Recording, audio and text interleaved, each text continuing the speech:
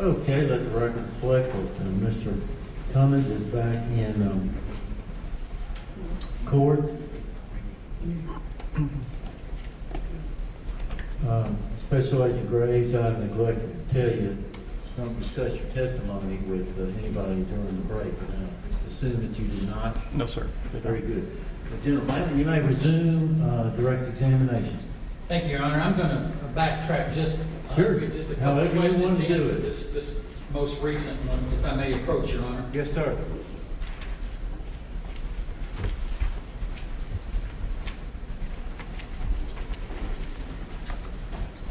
Special Agent Graves, I've handed you some documents. Can you identify those documents for the court, please? Yes, sir. These are the autopsy reports, or the autopsy report for Charles Wholesale. And were you present during this autopsy being Yes, sir. performed? Yes, sir. And what was the cause of death? Multiple blunt force injuries to the head. Judge, I'd like to have this moved as the next exhibit, I please. believe that'll be exhibit number 22. How is Mr. Wholesale related to Mr. Cummins? Mr. Wholesale is Michael's uncle.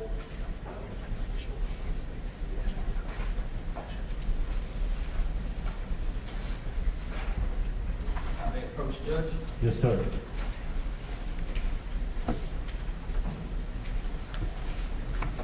Special Agent Graves, I've handed you some series of papers. Can you please identify what those are? Yes, sir. This is the autopsy report for Rachel McLaughlin P. And this, you were present for this performing of this autopsy, is that correct? Yes, sir. And the cause of death to Miss McLaughlin P, Rachel McLaughlin P, is what? Yes, multiple blunt force injuries. And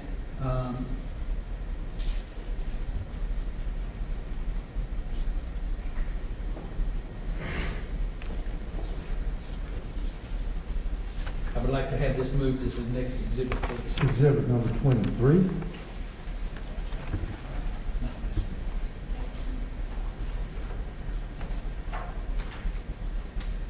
Rachel McLaughlin P is related to Mr. Cummings. Is she blood related to Mr. Cummings? No, sir. She is Charlie's.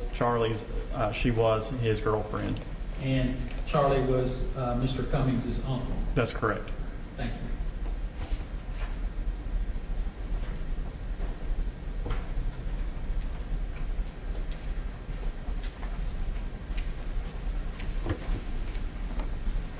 And you a series of documents, Mr. Special Agent Graves, can you identify those, please?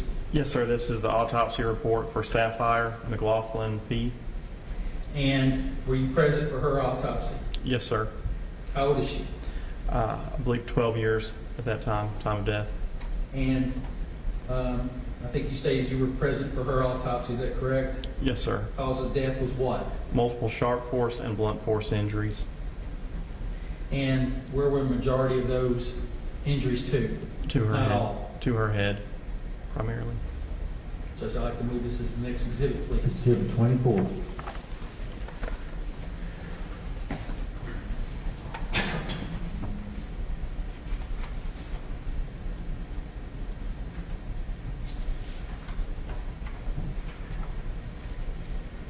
I may approach Judge. Yes, sir. Special Agent Graves, I've handed you a series of documents there. Can you identify those, please? Yes, sir. This is the autopsy report for Marcia Knuckles.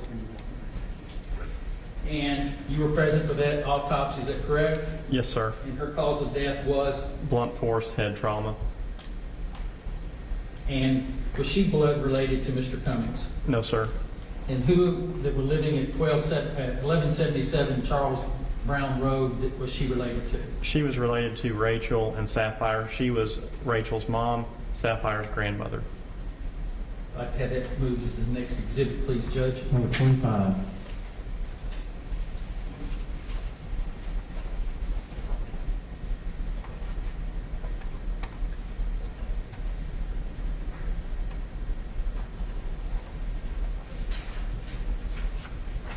Special Agent Graves, you've heard testimony, and I think you've testified a little bit to this 2017 Kia Forte that Mr. Cummings, Michael Cummings, the defendant, was seen driving through Durham Chapel Cemetery and was later recovered in the creek bed of past King Hall Road and Charles Brown Road. Is that correct? Yes, sir.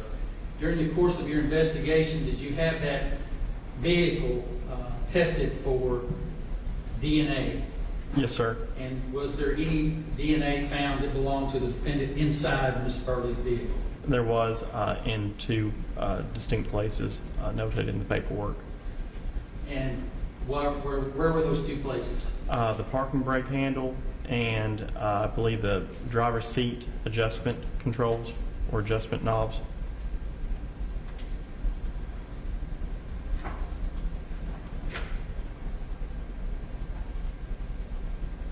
If I can have just 1 second, Your Honor. Yes, sir.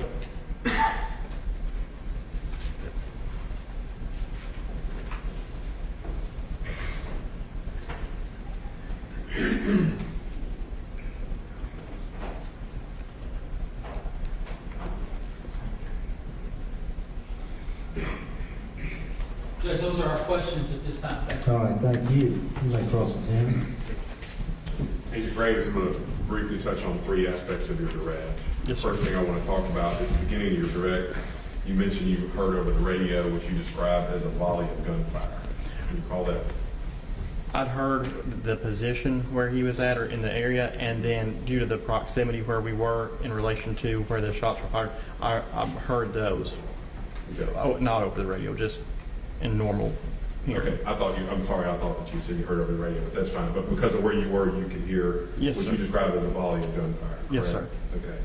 And so, because you use the term volley of gunfire, kind of indicates back and forth, right? The suspect that was captured over there, to your knowledge, that suspect was unarmed. Is that correct? He had a hatchet, not a firearm. But Not a firearm. No Okay. firearm, yes, sir. So all the gunshots came from law enforcement? That's correct. And was there around 19 gunshots?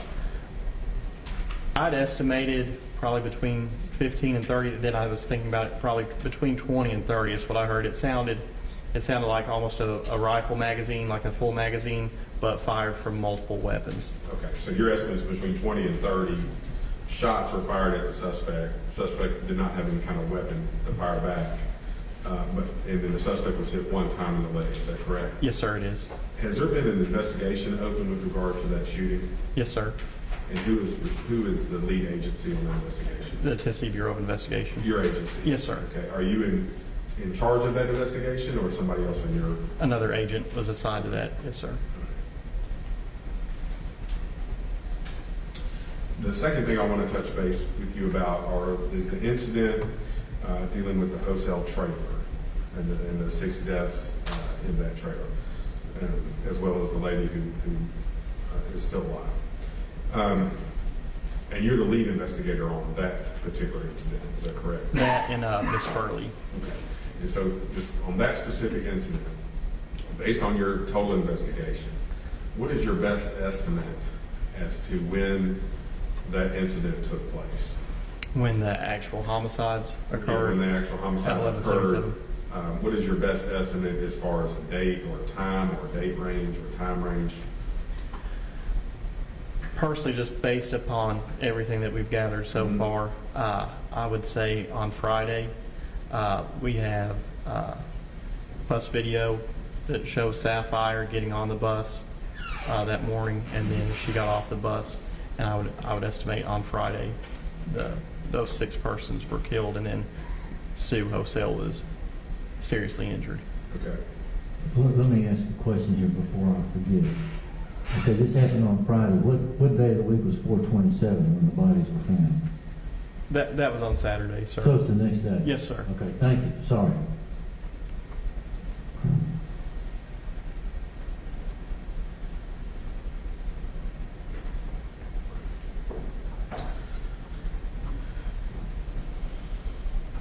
The last thing that I want to touch base with you about is you had mentioned about interviewing Mr. Cummins at the hospital. Yes, sir. Okay. So when was he captured?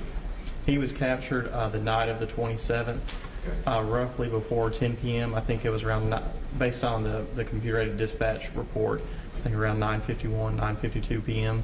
Okay, that's- Saturday 27th. Okay, Saturday night. Yes, sir, Saturday night when we responded. All right. And then, was he taken immediately to Skyline? He was, yes, sir. And you said you and Agent Winkler went to Skyline, but you couldn't talk to him the first time. You know, were y'all there that Sunday morning or early Sunday morning, late Saturday night, the first time you went? The first time it was either very late Saturday night or early Sunday morning. Those early morning hours. Okay. And were you unable to talk to him because was he in surgery at that time? No, sir. He was in a hospital bed down in the emergency department, but he wasn't able to give a coherent statement at that point, or they were still treating him, or he had just come in recently, Okay. so they were still medical was the priority at that point for him. And he had not been to surgery at that point. I guess he'd just been taken to the emergency room and they were triaging the situation. Correct. Yes, sir. Okay. Then you said you did at some point go back and you were able to talk to him. Yes, sir. Was that on that Sunday, just later in the day, or was it Monday? Do you remember? I can't recall. It was either, I think it might have been around Monday. It was a couple days after, I believe. I know there were 2 interviews that we were able to conduct subsequently, and one was a day or 2 after. I can't, don't quote me on that because I'm not exactly sure, but within a couple of days Okay. of that first night. All right. And he was recovering from the gunshot wound? at Yes, that sir. time. And you agree he was still medicated? Yes, sir. He was medicated, but at that point, I don't believe it was to the point of any type of impairment. He seemed to be in use of cognitive ability, his mental ability seemed to be okay. And it was you and Agent Winkler at that time? It was either Agent Winkler along with myself and Major Tim Bailey of the Sheriff's Office, or it was myself and then Special Agent James Scarborough and then Major Bailey. There were 2 separate interviews. Okay. So the 2 separate interviews, were they on the same day? Were they back to back or different days? They were on different days. Okay.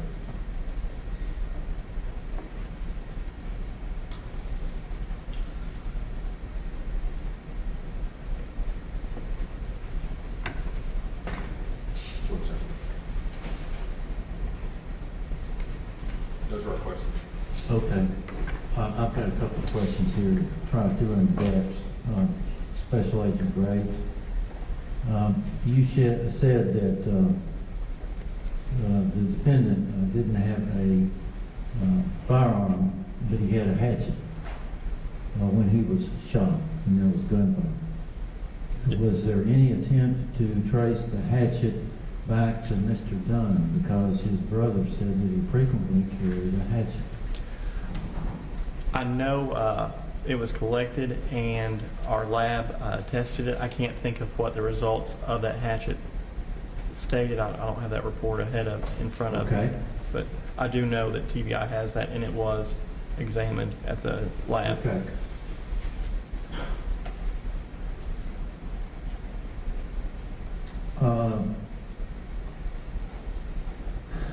What's your best estimate as to the time of the homicide on Ms. Pearly?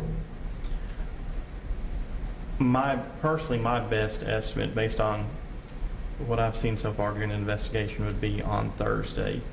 And there's a couple things that lead me to believe it was that day specifically. What makes you think that? That's the first that we've heard of Michael being seen in the vehicle. I hadn't heard him driving that before Wednesday. It was specifically on Thursday, as well as there was a package that was delivered to Miss Pearly's house by UPS on Thursday afternoon at 3:54 p.m. And in interviewing the driver, the UPS driver, he stated that the vehicle was not at her house and that she did not come out to get her package, which he said if she was at the residence, then she would have come outside and would have picked that up. Very good, thank you. Yes, sir.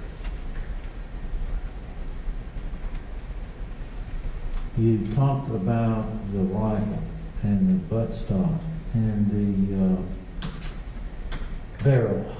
Is there any evidence that that rifle was used as an instrument for blunt force trauma in any of the homicides at the Wholesale trailer? I believe there was blood recovered from it, so Were they tested? Yes, sir. Okay. Yes, sir, they were What- tested. Do you know the results?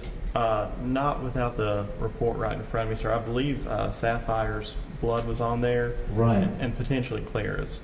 And I understand that, that's because of where the buttstock and the barrel were found, but is there any evidence they were used to commit injuries on any of those victims? With the medical examiner's office, when speaking with them, there wasn't something where like a print, like of a buttstock, was on them. Or we're talking about brain mass or anything else found on these particular items? Not that I can recall. Okay.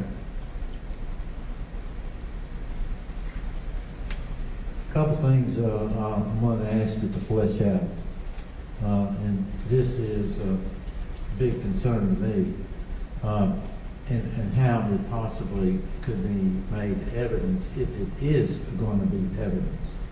You testified about there was, based on your investigation, a confrontation with the mother that Thursday. I think you said Sherry Robinson and others. And the family was aware that the defendant stole the vehicle, and his parents are going to turn him in because he stole the vehicle. Flesh that out for me. Who said what? And is there anybody that can testify to that? Yes, sir. So when interviewing, there's Michael's sister, Crystal Cummins. Crystal Cummings? Yes, sir. We had spoken with her, and she would be able to testify. She had stated that I believe it was Sue, Clara, and Sherry had come by her house on that Thursday, and had said and asked her if she had seen Michael, because he was driving around in a stolen vehicle. And then you had Sue. Okay, so what did they hear? Or was the defendant involved in those conversations? Sherry had seen him driving that vehicle, Right. and she had alerted his parents to him being seen in that vehicle, and that's when they began looking for him. Okay, now who was party to the conversations where the parents said they were going to turn him in to law enforcement because he stole the vehicle? Sherry and I believe Brian and Dwayne, Brian Cummins and Dwayne Robinson. Okay, now what did they hear and who was speaking? That Clara was speaking, and that Clara had made the statement of, "Why are you doing this to your father?" and that she was going to call the police on him. Okay, so the defendant was there, present, during that conversation. At some point, he was there because they picked him up and took him to the house. His parents picked him up and took him to the house. Okay, see, this is important because it can be a motive. Yes, sir. I'm trying to figure out how the state is going to be able to prove it if in fact this is what happened. I'm looking for a witness where there could be admissible testimony of this particular issue that you're talking about. And are you telling me that you're not aware of anybody who had a conversation with the defendant where he was told his parents are going to turn him in because he stole the vehicle? Sherry was present when his mother had made that statement that she was going to turn him in to law enforcement. Okay, was the defendant there? That I don't recall. Okay, so it doesn't appear that that's going to be able to be made or introduced into evidence. I need you to flesh out the statements that Mr. Cummins made. I need you to flesh that out for me. You talked to him 2 times. First time you couldn't talk to him. Second time you talked to him. Flesh that out. Tell me what he said. Tell me what you asked him. Did you record that conversation? Yes, sir. Okay. So what did he say? And what was he asked? He was asked if he was aware of what had happened, He was unaware that his family had been killed. When we asked him, who do you think he would be responsible for it, he said he didn't know. He said that Michael said that he didn't have any involvement in that. He was shown the pictures of the shoes that we had recovered. He had made the statement about the one pair of shoes behind the washer, that those were his father's, and that he had only briefly worn them maybe once or twice, that they weren't something that he wore often. He'd also made the statement that he had worn those other shoes, the ones that were recovered at 1245 Charles Brown Road, that Charlie had given those shoes to him, and that he had worn them over to Dwayne's house, and that Dwayne had given him another pair of shoes to wear Okay. in the meantime. And what else how long did you talk to him on each occasion? Probably roughly between 45 minutes to an hour. And what else was talked about during all that period of time? Questions would be asked to him about what do you think happened, or do you know who could be responsible for this, or again, did you have any involvement? And then during those conversations, he said he didn't have any involvement, didn't know who would do that, didn't know who would kill his family. Okay. Could you explain his condition and demeanor as you talked to him? Yes, sir. Just quiet, not very outspoken, not very loud, anything like that. Didn't seem to be agitated, just fairly calm. And I believe he was shot in the leg, is that correct? It is. And do you know how long he stayed in the hospital? It was multiple weeks, and I think there might have been more than one surgery. I could be incorrect on that. But I think it was about 3 weeks or so. Okay. All right. Any other questions? Yes. Go ahead, Joe. Special Agent Graves, did you have an occasion to interview Sue Wholesale? I did. Did Ms. Wholesale ever be a party to a conversation with Mr. Cummings and his parents or his mother about this vehicle? Yes, actually, she had seen him driving that vehicle. Was she also present during this conversation between Mr. Cummings' mother and Michael when she told him she was calling the police on him? She was. That was in her interview. Okay, so Sue Wholesale can testify to what I was asking about earlier. She can. Okay. Anything else? No, sir. Anything else?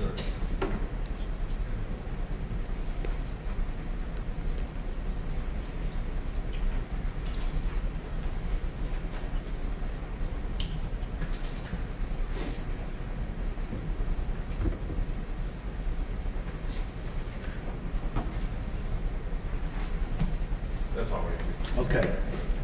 Special Agent Graves, thank you, sir. Yes, sir. You may sit down. Any other witnesses, General? No, sir. That's the state's proof. Okay. Any evidence from the defendant? No, Your Honor. Okay. All right, we've closed the proof here. I have to admit, I learned a lot today. I didn't know in the first place. I would appreciate hearing arguments from the defense. First of all, I think you have stated in your brief, and you stated it pretty clearly, you don't believe there's any mandatory joinder, you don't think there's any permissive joinder of offenses, and I'll let you argue on the record. Yes, sir. So I'll just start with that issue that Your Honor just brought up about mandatory joinder under Rule 8A1. And it's talking about two or more offenses may be joined in the same indictment, presenting information with each offense stated in a separate count, or the offenses consolidated pursuant to Rule 13 if the offenses are. So let's start with the first. Based on the same conduct or arise from the same criminal episode. And that's where it falls right there. This is not the same conduct or not the same criminal episode. We have three criminal episodes. And I think that the interpretation of same conduct would basically be for instance, a person is driving a vehicle, evading arrest while under the influence, there could be multiple charges coming out of that based upon the one set of conduct. This is not a situation that we have. We have 3 different incidents here that are separated in time and separated in victim as well. So I think it stops right there. It is within the jurisdiction of a single court. Well, let me stop you there. We've got one body that was found on 417, and obviously your argument applies to that situation. What about the Pearly and the Wholesale homicides? Well, it's obviously two different incidents. I think under the state's theory would be that Ms. Pearly was killed and then her vehicle was taken, and then they presented evidence that Mr. Cummins was seen driving the vehicle around prior to the incident at the Wholesale trailer. So you've got a separation in time between those 2 homicides, so that they cannot be from the same criminal episode, because you have the intervening observation of him driving in the vehicle by Ms. Wholesale, as I just brought up. And when you also look at the best estimate of time, they think that Ms. Pearly was killed on the Thursday and that the Wholesale incident took place on the Friday. Okay. So there's a separation there. All right, go ahead. So I don't think mandatory joinder applies. Then we get into permissive joinder, and basically that would have to be one of 2 things. The offenses constitute part of a common scheme or plan, or they're of the same or similar character. And that rolls into basically the severance motion. And so if we talk about what's a common scheme or plan, I put in my motion the definition And you got 3 times. of that. And so the first one is basically what constitutes that the criminal conduct was so distinctive as to constitute a signature crime. We don't have that. We don't have that. That which indicates that the defendant's offenses were part of a larger continuing plan or conspiracy. There is no evidence that this was part of a larger plan, any type of conspiracy, or that there was any intention to commit all of these in relation to each other. Then the last one is that which indicates that the offenses are all part of the same criminal transaction. I think we've already discussed that, given the time frames of Mr. Dunn's death, Ms. Pearly's death, and then the Wholesale deaths. So I don't think that we have a common scheme here. Okay, and I believe that with what you stated in your brief here. So you're stating that we don't even have a common scheme or plan. That's correct. All right, go ahead. Because I don't think there has to be a connection or a plan or something that connects them, and not just evidence of one, being in place, evidence of one crime found somewhere else, but there has to be a connection between the crimes. Okay. So I don't think we have the common scheme or plan in that particular incident. Then the other issue is or if they're the same or similar character. I mean, you have a homicide, and then the state's going to argue a blunt force trauma. But that's about the extent of it. But this is not a situation where there's anything in addition to that with all 3 incidents that would cause them to believe this is the same type of motive or same type of operation 3 different times. So I don't think it's even a permissive joinder. Even if the court rules it's a permissive joinder, you still have to deal with the severance issue. And that specific issue, and what I'm referring to is the instructions by the Supreme Court from the Dotson case that's in my brief. It says, before a trial court may deny a severance request, it must hold a hearing on the motion and conclude from the evidence and arguments presented at the hearing that 1, the multiple offenses constitute part of a common scheme or plan. Okay. And I think that we have discussed that already. Yes, sir, you have. This is not a common scheme or plan. I think what's also worthy of noting in this situation is, especially with the Dunn case, is we have a separate investigative agency dealing with that as apart from the Wholesale investigation and the Pearly investigation. And so that's just another thing to show the separation between them. But I think the time and the differences, I think that's enough to show there's no common scheme or plan. Now, the next one says, evidence of one of the offenses is relevant to some material issue in trial of the other offenses. And that's basically is the evidence of one admissible in the other. Now, certainly, I think that if the Dunn case was being tried, evidence with regard to that rifle would be relevant to the Dunn case. So I think, yeah, you have some evidence, but evidence of 6 homicides and an attempted homicide is not admissible in the Dunn case, to prove the Dunn case. The Dunn case happens 2 weeks before, roughly, by the best estimate. So all the rest of the evidence is not relevant to what happened to Mr. Dunn. The gun would be, but the court can have a trial and talk about the gun separate from the other homicides. It's the same issue dealing with Ms. Pearly from the standpoint of certainly shoe prints would be an issue with Ms. Pearly as well as her car and everything dealing with that. But anything dealing with Mr. Dunn's death was not relevant. Anything dealing with the other 6 homicides in the trailer would not be relevant. But the last factor, number 3, that's really where this boils down to, more than anything else. The probative value of the evidence of the other offenses is not outweighed by the prejudicial effect that the admission of the evidence would have on the defendant. So what I'm asking the court to do, there's 3 different incidents. Take the Dunn case first. Mr. Cummins has a right to go to trial, be tried on the Dunn case as charged with a homicide and a theft. At that trial, and you've heard the proof related to that, and certainly it's not all the proof that there is in the whole case, but basically what you've heard is he's tied to it by this rifle. And even who got the rifle, when the rifle was received, all of that is still in question. But if he were to be tried on that case, that is an extremely weak case at this point. But if you allowed in evidence of 6 homicides from the Wholesale case and then the Pearly homicide to come in the trial related to Mr. Dunn, the prejudicial effect of those additional homicides clearly outweighs any probative value that those homicides would have in that case. And he's entitled to a fair trial on the Dunn case. Now, that doesn't mean that you can't talk about where the rifle was found in the Dunn case or the rifle itself or how it was found. Those issues would be for the Dunn case in a separate day. But as far as giving him a fair trial on the Dunn case, there's no way he can have a fair trial on that incident with these other factors. It's the same thing on the Pearly case. He's entitled to a fair trial on the Pearly case. And so if you look at on the Pearly case, which happened apparently before the Wholesale incident, when you look at that particular case, they tie with the vehicle and there's a tie with the shoe prints.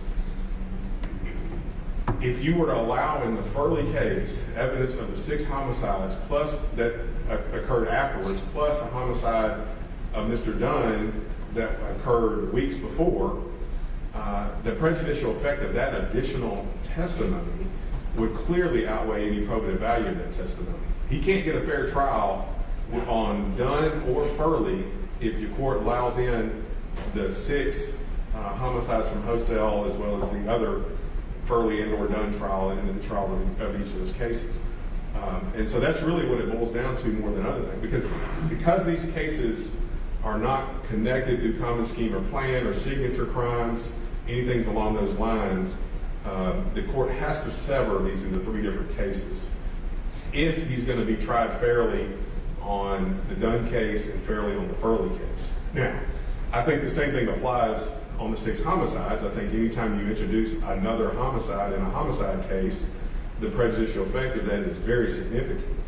Is it as significant, if you already are dealing with 6 homicides, that you talk about another homicide or even the second one of that? The prejudicial effect probably not as much as the reverse when you're dealing with the Dunn case and you're dealing with the Pearly case. But he has a right to be tried fairly on all 3 of those incidents. And that's the way that I think the court has to look at this, is that you can't be tried on the Dunn case and the other ones, or on the Pearly case and the other ones. They have to be separated into 3 trials. Thank you, Mr. Bruno. Very specific, well stated. General? As the court has already addressed, talking about, before we skip over the mandatory joinder in this case, I would submit on behalf of the state is that there is some similar conduct. There is same conduct going here. In these kind of cases, Your Honor, most of the severance motions take place throughout Tennessee law are mainly involved sex offenses. And they involve over a long period of time. So period of time is not an issue in this particular matter. We've got 2 weeks, and in the scheme of things for severance motions, time is very close proximity. We're not talking about multiple years. We're talking about in a close proximity of time, Judge. And they're all committed in the same violent manner. As the court saw in the illustration that was put before the court regarding the sparsely populated area, Mr. Dunn's cabin, if you don't know where it's at, you're not going to find it. It's only going to be somebody that lives in the close proximity and knows that that trailer is there, or that shed is there. It's the only way you're going to know about it. In addition, talking about a common scheme and plan at the same time, all of these crimes were committed to cover up a theft. We've got a gun that was stolen that was Mr. Dunn's only worldly possession besides these vehicles was a gun. He bought it in April 1st of 1980. 1980. 40 years almost that he'd owned that gun. It was stolen and he was murdered as a result of that. Miss Pearly, her car was stolen. She was murdered as a result of covering up who did it. Identity is crucial in this case, Judge. What was stolen in the Wholesale trailer murders? Your Honor, they were going to notify law enforcement of the stolen vehicle. Okay, so And it was you're part of saying the motive changed. Well, how is that similar then to the motive in the theft cases? And I'm just being a devil's advocate here, because I'm trying to get this together too. How in the world? Well, as the testimony has borne out there, Judge, Mr. Cummings lived there part-time, so it would be difficult for him to steal things from a house that he actually lived in. However, Not necessarily. We have children sell things from their parents all the time. He's alleged to have killed them, so. I'm going about what the testimony was here today, Judge. Okay. And obviously at trial, there's a whole lot more proof that could come in regarding that. But I'm just addressing the proof that's before Your Honor today. Okay. And this is to cover up these thefts. He's going to be reported. That was, and identity, you can't try, the identity in Mr. Mr. Dunn's case is crucial. The only way that you prove Mr. Dunn's case, if you look at the proof that's before Your Honor today, is you have to show that the gun was used in the homicide at the Wholesale trailer. Okay, General, then how is it a material issue in the other cases? That's what we got to look at. The material issue, I'm not following Your Honor's question, I'm So sorry. then, okay, well, hold on. You're still on mandatory Right. gender, so I'll go ahead. I'm going to move off of that in a minute, but I'm just Okay. saying, it's in the same jurisdiction, and it's known to the prosecutor at the time. That would Okay. be, I would submit that it's mandatory, but if not, it comes under permissive. Okay. It's set out in my brief. Okay. Talked about the Edwards case. It goes into great detail about similar conduct, time, you remember, Your Honor, we showed you these, the diagram, the close proximity of these crimes. They were all committed in a similar fashion. We're talking about blunt force trauma, sharp force trauma to the head. We have stolen items. These are the common threads through all of these. Or the reporting, getting of stolen items. Okay, so I understand that you're saying the continuing plan or conspiracy here under the common scheme of plan definition is the theft and the covering up of the theft. Is that what you're saying? Correct. Okay. The motive kind of changed to cover up the thefts in the homicide of the 6 people at the Wholesale present. Is that what you're saying? But it's the same issue, Judge. It's covering up the theft of the host of Miss Pearly's car. He killed Miss Pearly to cover up the theft. Then it was discovered that he was driving this car and he's going to be turned in. And so therefore, because of that theft, he's going to be, that's the motive for the killing. He didn't want to go back to jail. Then how does that tie into the rifle? Did he kill them to cover up the rifle? I think And the rifle was left there.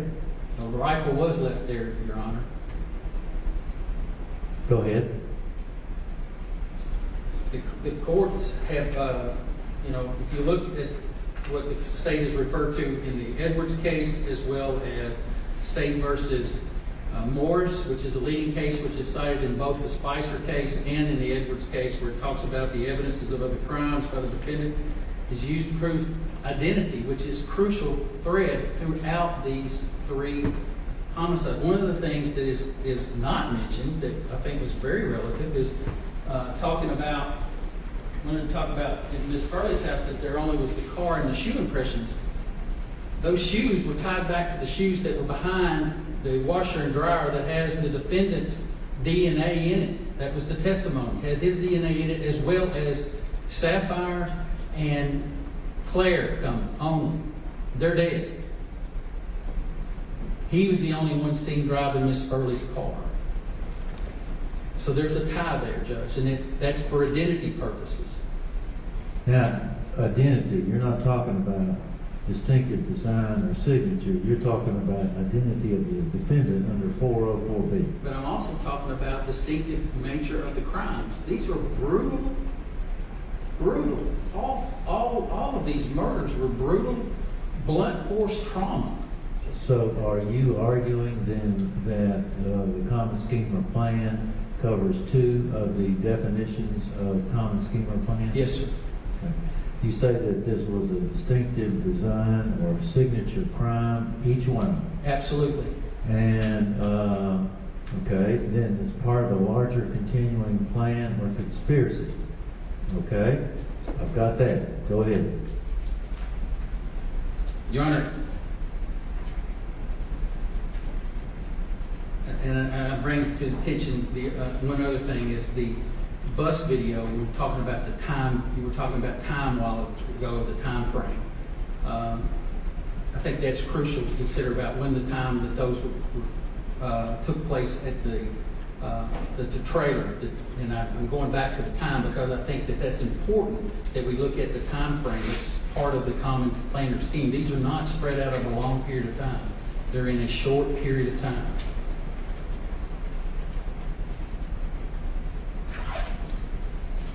And that's, we feel, a part of the state that we carry, that we've shown you the evidence that you need to see how these are tied together like a knot.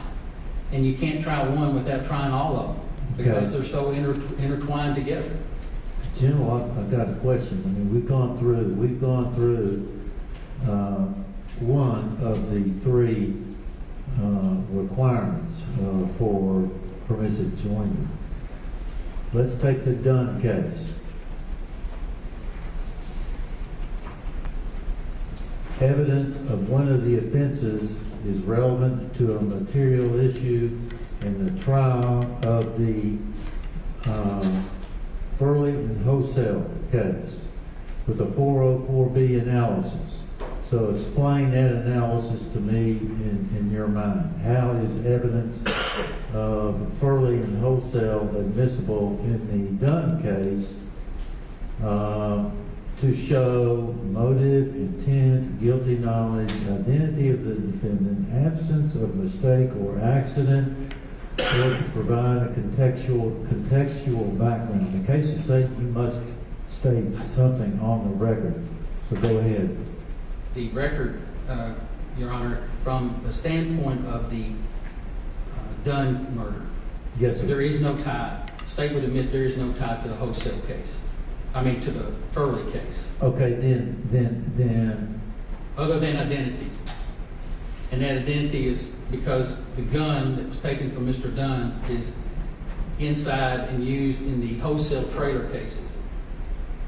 And that the identity of that comes from, would also be relevant to the Wholesale, to the Pearly matter, because you've got the DNA from those shoes that are found at the Pearly residence at the crime scene of the Wholesale residence. General, could it be a because the rifle was found in the wholesale scene that Charles Wholesale or David Cummins stole the rifle. The evidence that has been before the court today testified that Michael Cummings was seen with a bolt-action rifle in the days prior. There's not been anything about David or Charles Wholesale being in possession of any weapon. The testimony that's before the court is that Michael Cummings was seen with this gun in the days leading up to these homicides. So you're saying in the Dunn case, Pearly and Wholesale would show identity of the defendant. Is that your position? Yes, sir. Okay. What about the Farrell case? How other crimes admissible from the Dunn case and the Wholesale case under that principle? How can that come in as a material issue in the Dunn case, through the Dunn case and the Wholesale case? Because you have the rifle that comes into the wholesale scene that's used, that's matted in Sapphire's head, that's used, it just didn't appear in her hair, it's matted in her hair, as the picture shows. Then you have the shoes that are all bloody, that are found behind the washing machine at the wholesale trailer, that are the same and are tracked throughout. You also have the same tread at the Pearly residence. That goes to identity, Your Honor, because that same footprint in blood is found at Miss Pearly's, in addition to having the defendant driving her car and being confronted by his grandmother and mother about going to jail, stealing this car. What evidence of other crimes in the Dunn case is admissible to the Pearly case? Are you arguing the theft of a rifle equals the theft of a vehicle? The outcome of each, the homicide to cover up the theft, I would submit. As far as any physical proof or any evidence that links those two together, no, sir, there is not any physical evidence that links the Pearly case with the Dunn case directly. So what does it show? I'm looking at the particular items that must be shown. I think there's 6 or 7 under the case law. Textual background, absence of mistake or accident, identity of the defendant, guilty knowledge, intent or motive. Does that show up at all, in your opinion? It shows up in identity.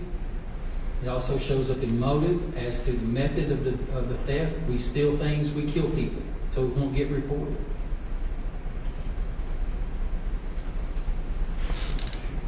So We don't have to show them all those. We're talking about We don't have to show somebody all that those. steals things and kills people to avoid any identity with the theft. Is that what you're That's telling me? correct. Okay. It's to cover up the identity of what he's done. Okay. Go ahead, General. What about the Wholesale? How does evidence of the Dunn case and the Pearly case relevant to the issue of the trial? Well, we got the Dunn case where we have the gun that was stolen, used in that trailer. It's broken. Part of it is at his mother's side. The other part's wrapped up in this little girl's hair from blunt force trauma, which was the same kind of death that Jim Dunn received, blunt force trauma to the head, which is the same type of issue that Miss Pearly got when she was killed, was blunt force trauma to the head. We have I go back to the DNA in the shoes and the shoe prints that were found both at the Wholesale trade and at the Pearly residence. General, there is a difference between a common scheme or plan analysis and whether evidence of one of the offenses is relevant to material issue in the trial of the other offenses. We've got to find a material issue in common. there. You know, can you point to one of those examples under Rule 404B that you rely on? Identity, Judge. Okay. It's to establish identity. They're all intertwined. And they're all part of the same method of death, the common scheme of death, the common scheme of the method of death, the common scheme of the theft and what happened as a result of those.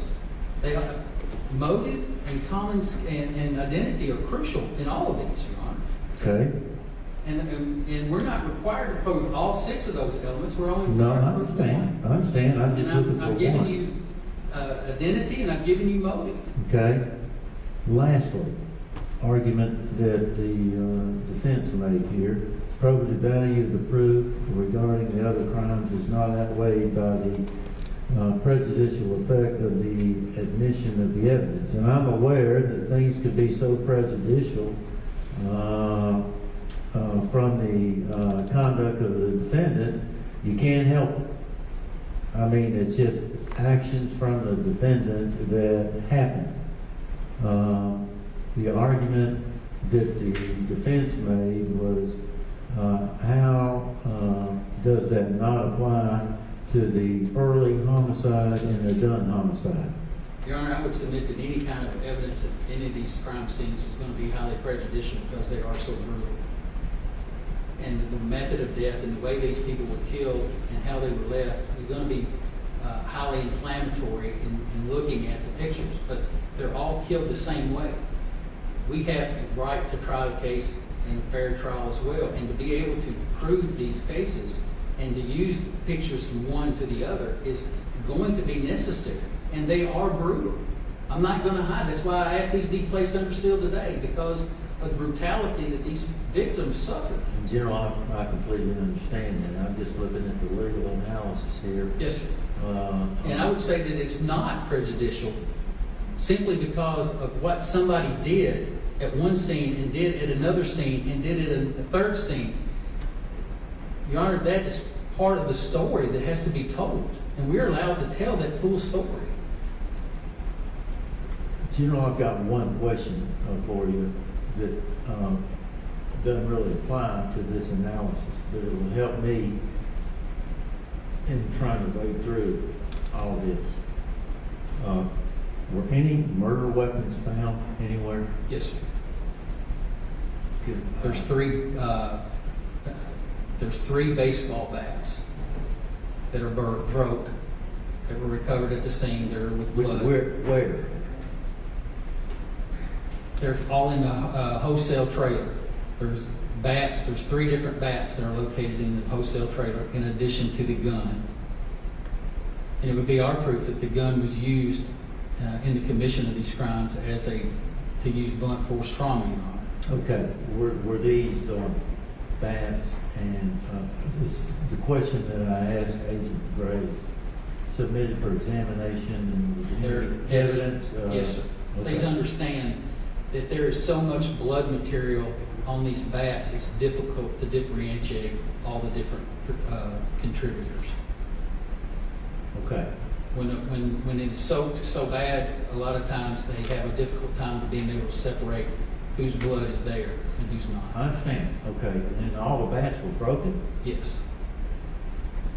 There may have been one aluminum bat that I think was not broken, but the two wooden bats were. Do we have any idea where those came from? Do not.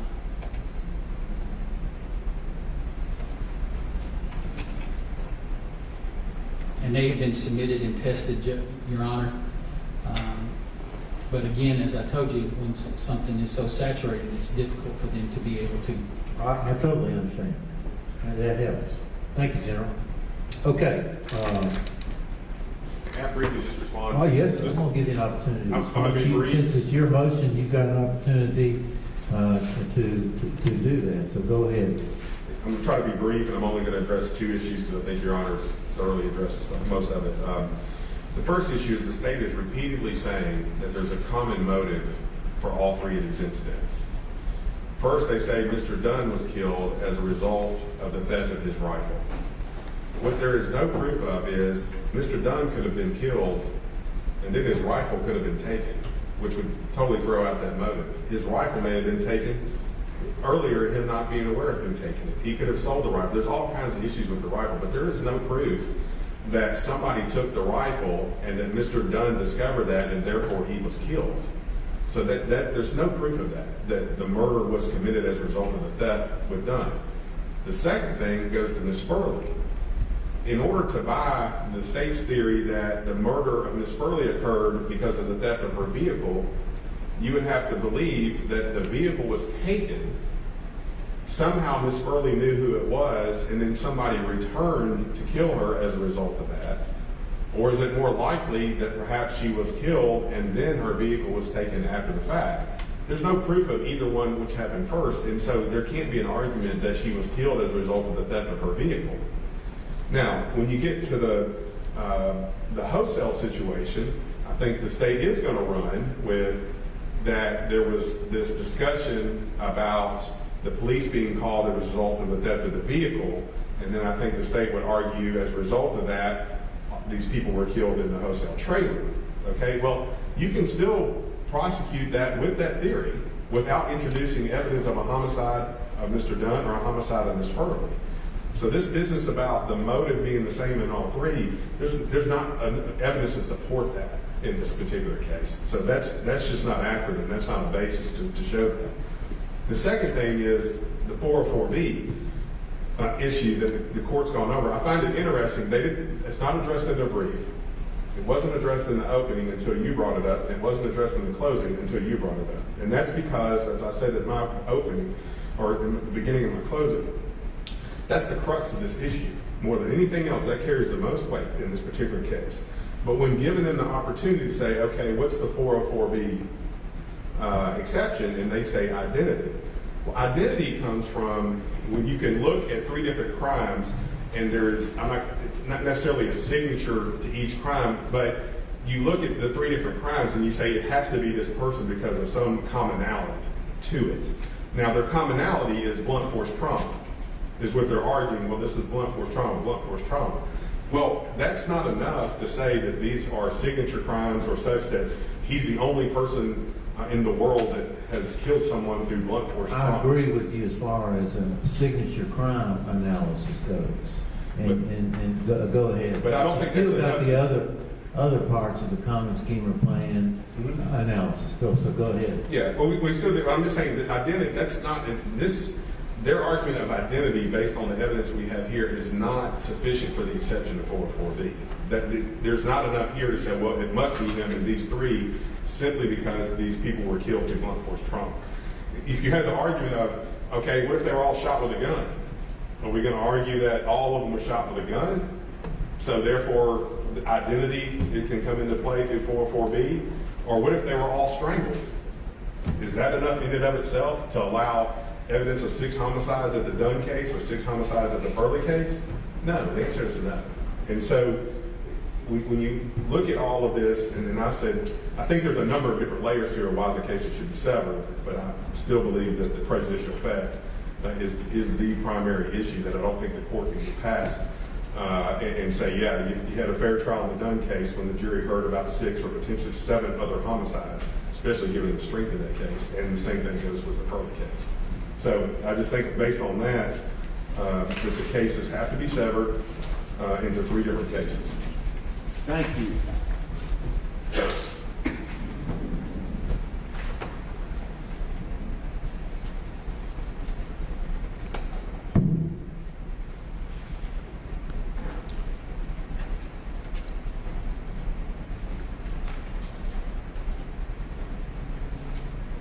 All right, we have our next motion date coming up on August 27th. And they must be filed by July 27th. I will make a ruling at that particular date. All this is new to me. Appreciate all the effective arguments from both sides. You've done a very, very good job in presenting your arguments. And the issue is very, very important here to the trial of this case. I really can't think now of another more important issue than the severance issue that is before me now. Do we need to have any other motion date prior to August 27th? And secondly, do you want me to rule earlier on the motion for severance? And I'll be glad to do that. Your Honor, my position is I don't think we get another one before that, and I don't have a problem if you wait till August 27th. Okay, what's the best step? Same mistake now. Okay, then what we'll do is I'll make a ruling, and I'll make we'll issue a ruling on the August 27th motion date. Now, is there anything else that we need to take up? Not that I'm aware of, Your Honor. Okay, Colonel? All right. Thank you to everybody again. Thank you for the attorneys. And Judge, if I may, I'm sorry to interrupt. Can counsel briefly approach? yes.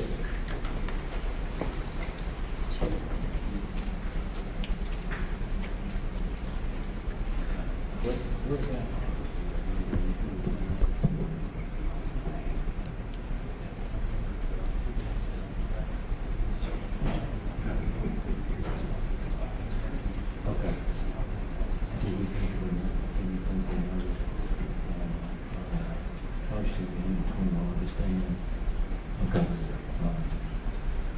I need to put one other thing on the motion, on the record here. And I talked to the attorneys about that this morning.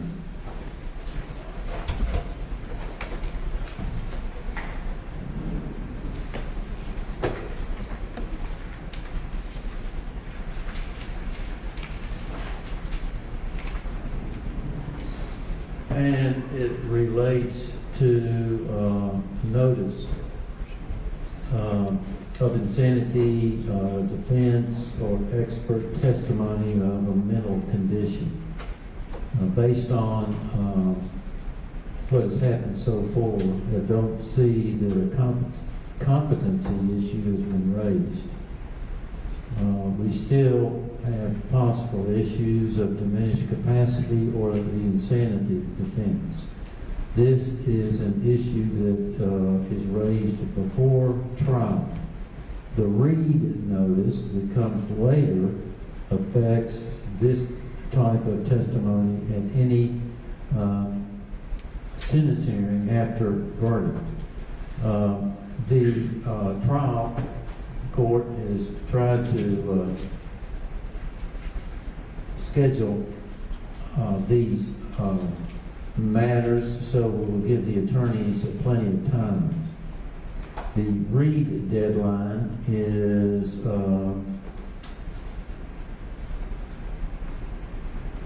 10/5, and we will have a motion date on November 5th.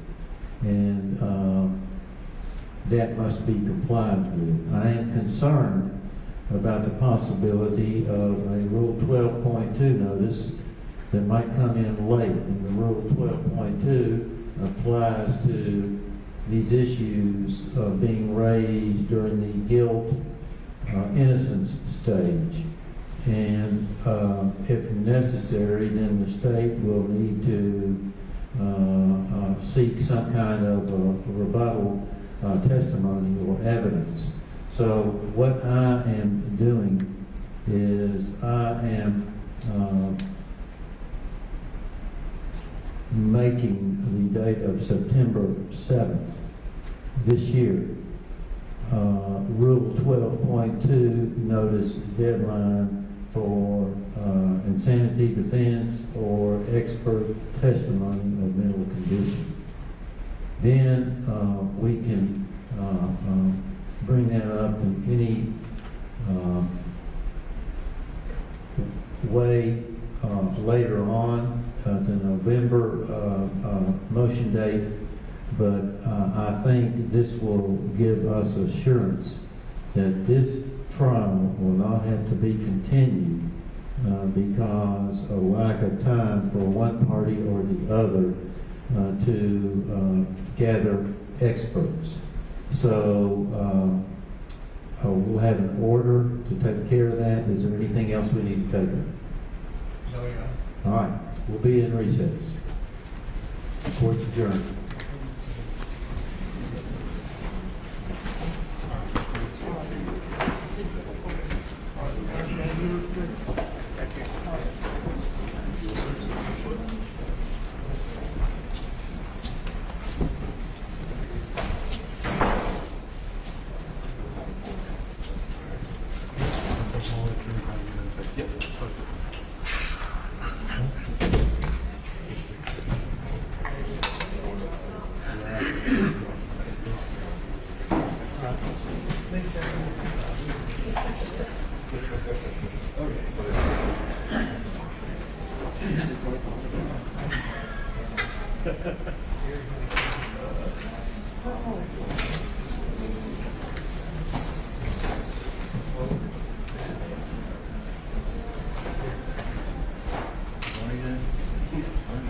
Keep on shooting.